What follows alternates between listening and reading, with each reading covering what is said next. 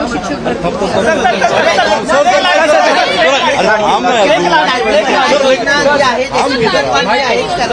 Sir, आता तुम्ही बैठक घेतली, काय नेमकं चेंजेस केलेलं आहे, काय निर्णय घेतलेला आहे? मुख्यमंत्री माझी लाडकी बहीण योजना आम्ही जाहीर केली सरकारने आणि त्यामुळे सर्व आमच्या बहिणी जिल्हाधिकारी तहसीलदार कार्यालयावर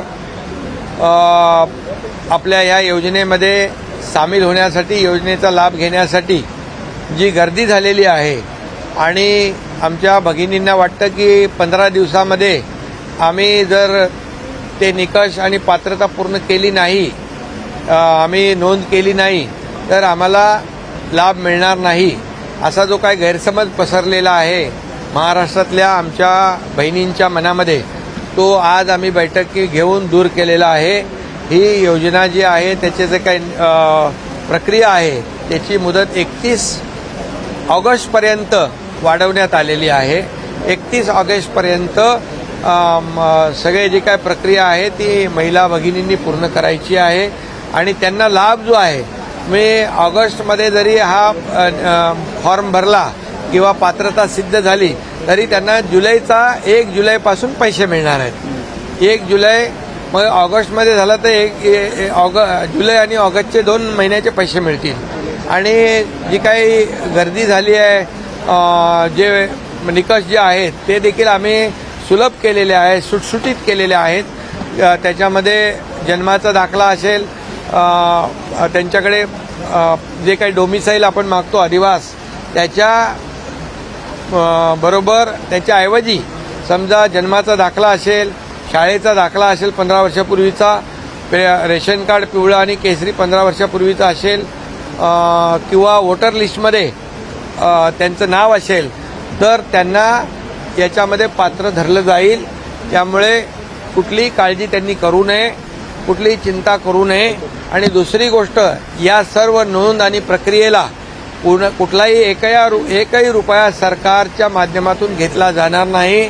कुणी कुणाला पैसे देता कामा नये आणि जे कोणी पैशाची मागणी करतील त्याची तक्रार कलेक्टरकडे त्यांनी करावी, त्याच्यावर कठोर कारवाई केली जाईल, त्याला जेलमध्ये टाकलं जाईल। जे कोणी अधिकारी कर्मचारी याच्यामध्ये आमच्या महिला भगिनींकडून पैशाची मागणी करतील अशा लोकांना माझा इशारा आहे की कुठल्याही परिस्थितीमध्ये याच्यामध्ये सर्वसामान्य महिला भगिनी आहेत त्यांना याचा लाभ मिळाला पाहिजे। मुख्यमंत्री माझी लाडकी बहीण योजना यासाठी आपण हा निर्णय घेतलेला आहे, त्यामुळे याची नोंद सर्व अधिकारी आणि कर्मचाऱ्यांनी घ्यावी। आणि दुसरं याच्यामध्ये आणखी आम्ही असा बदल केलेला आहे की 21 ते 60 वर्ष होतं ते 21 ते 65 वर्ष केलेलं आहे। 21 ते 65 वय गटातल्या महिलांना आमच्या बहिणींना हा लाभ मिळेल। त्याचबरोबर जमिनीची अट जी होती 5 एकरची ती पण आम्ही काढून टाकलेली आहे, अगदी सुटसुटीत केलेलं आहे आणि त्यामध्ये आपल्या सर्व अधिकारी, जिल्हाधिकारी आणि तहसीलदार, प्रांत यांना माझ्या सूचना आहेत की ह्या सर्व योजनेचा लाभ जो आहे या महिला भगिनींपर्यंत पोहोचला पाहिजे, ही सरकारची भूमिका आहे आणि म्हणून याची जी प्रक्रिया आहे प्रक्रिया सुलभ होण्यासाठी त्यांना महिलांना आमच्या भगिनींना संपूर्णपणे मार्गदर्शन करण्याचं काम प्रशासनाने करावं। सुलभ कर दी है, सारी प्रक्रिया सरल कर दी है, किस तरीके से लाभ पहुंच सकेगा महिलाओं? मुख्यमंत्री मेरी लाडली बहन ये योजना सरकार ने शुरू की है, लेकिन सब जगह देखने को मिल रहा है कि बहुत भीड़ हो रही है। वो हमारे बहनों को लग रहा है कि 15 जुलाई तक ही है इसका अंतिम डेट है, लेकिन मैं ये स्पष्ट करना चाहता हूँ कि आज हमारी बैठक हुई है, हमारे दोनों उप मुख्यमंत्री और महिला बाल कल्याण मंत्री और बाकी सभी अधिकारी थे और ऐसा निर्णय हुआ है कि जो 21 से 60 साल का जो लिमिट था वो 21 से 65 साल तक किया गया है। और दूसरी बात जो मुदत थी 15 दिन की उसको बढ़ाकर 31 अगस्त तक किया है।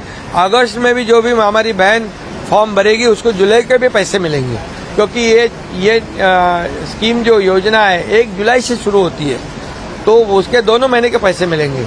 और इसीलिए उसमें जो डोमिसाइल सर्टिफिकेट का जो कंडीशन था उसको भी हमने थोड़ा रिलैक्स किया है, शिथिल किया है। स्कूल सर्टिफिकेट जो है, लिविंग सर्टिफिकेट, जन्म का दाखला और वोटर लिस्ट में 15 साल पहले का नाम और येलो और केसरी रेशन कार्ड, जिसके बाद चुना होगा 15 साल का, उसको उसमें पात्र वो हमारी बहन होगी।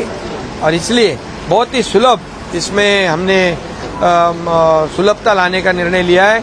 और सभी कलेक्टर, तहसीलदार प्रांत, इन सभी को मेरा कहना है कि ये योजना का लाभ हमारे बहनों तक पहुंचाने के लिए उनको मार्गदर्शन किया जाए। इसमें कोई भी सरकारी अधिकारी, कर्मचारी कोई भी पैसे की अपेक्षा ना करे। इसमें कोई अगर करे तो उसके ऊपर कड़ी कार्रवाई की जाएगी। और मेरे बहनों को भी मेरा कहना है कि कोई भी पैसे का मांग करे तो सीधा उसकी तक्रार कलेक्टर के पास करें। अंबादास दानवे यांनी वरच्या सभागृहामध्ये विरोधक झूठा नैरेटिव सेट करते हैं कि ये योजना पहुंच नहीं पाएगी, सिर्फ चुनाव की झूठा नैरेटिव। ये देखो, फेक नैरेटिव उन्होंने लोकसभा में किया, झूठा नैरेटिव सेट करके वोट बटोर लिए। अभी एक बार नहीं होता है और हमारी सरकार ने आज तक जो बोला है वो पूरा किया है। पहले देखो, आपने जितनी योजना हमने शुरू की वो लागू की है और इसका जो प्रावधान हमने जितने पैसे इसको लगते हैं पूरे पैसे का प्रावधान हमने बजट में किया है। और जब भी खाते में पैसे चले जाएंगे तो विपक्ष को पता चलेगा, उनकी आंखें फट जाएगी और उनको उनका नैरेटिव पता चलेगा। और इसलिए हमारी सरकार ने जो निर्णय लिया है वो पूरी तरह महिलाओं के लिए, युवाओं के लिए, गैस सिलेंडर का भी जो है उसका भी है और किसानों के लिए भी, और जिनकी जो हमारी लड़कियां जो है वो पढ़ाई करती है, हायर एजुकेशन, उनके लिए भी और युवाओं के लिए भी ये सरकार ने निर्णय लिया है। पूरी तरह इसका पूरा बजट प्रावधान किया है। मदतीचा हात निंबाळकर यांच्या कुटुंबियांना मदतीचा हात दिलेला आहे। हो, निंबाळकर ते बैलगाडीची शर्यतीमध्ये त्यांनी फार कोर्टाची लढाई केली, सुप्रीम कोर्टपर्यंत गेले आणि त्यांचा दुर्दैवी मृत्यू झाला आहे, त्यांचा खून झालेला आहे।